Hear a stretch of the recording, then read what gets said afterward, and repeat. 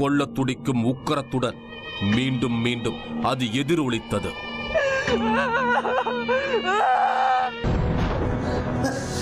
மோகன் திடுக்கிட்டு எழுந்தார்.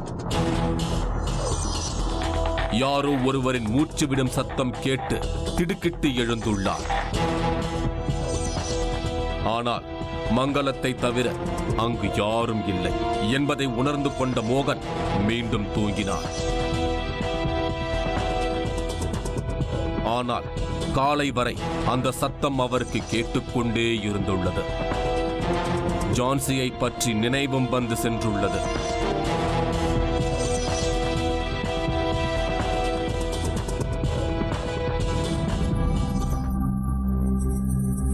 ஸோ மோகன்ராஜ் அவரோட ஒரு விஷயம், அந்த படுத்திருக்கும் போது என்னை எழுப்புற மாதிரி இருக்குது, என்னை கூப்பிடுற மாதிரி இருக்குது அப்படின்னு அவர் 2 நாளாக புலம்பியிருக்கிறாரு வீட்டில்.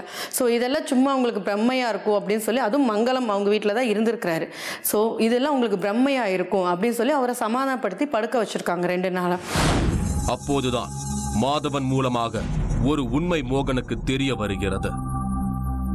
தாங்கள் ஜான்சி ராணியை புதைக்கும் போது அவர் மூச்சு விட்டதாகவும், ஆனாலும் தங்கள் புதைத்து விட்டதாகவும் மாதவன் சொல்ல சொல்ல அதிர்ந்து போயிருக்கிறார் மோகன். முன்தினம் தனக்கு கேட்ட மூச்சு சத்தத்திற்கும் ஜான்சி ராணியை புதைக்கும் போது மூச்சு இருந்ததாக சொல்லும் தகவலுக்கும் ஏதோ ஒற்றுமை இருப்பதை உணர்ந்த மோகன் அடுத்து ஏதோ ஒரு அசம்பாவிதம் நடக்கப் போகிறது என்பதை மட்டும் கணித்து விட்டார்.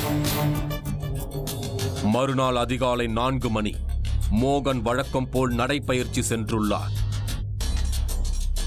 நடைப்பயிற்சி முடிந்ததும் தாமிரபரணி ஆற்றில் குளித்துவிட்டு செல்வார்.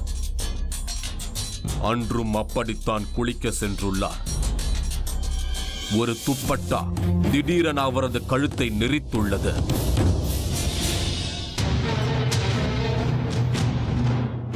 அவரால் தப்பிக்கவே முடியவில்லை. கழுத்து இறுக்கப்பட்டு கொண்டே இருந்தது. தன்னுடைய கழுத்தை நெரிப்பது ஜான்சி ராணியின் துப்பட்டா என்பது அவருக்கு அப்போதுதான் தெரிந்திருக்கிறது.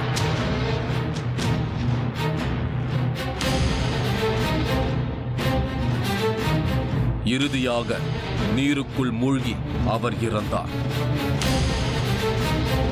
ஜான்சி ராணியின் துப்பட்டா மட்டும் அங்கு எஞ்சியிருந்தது.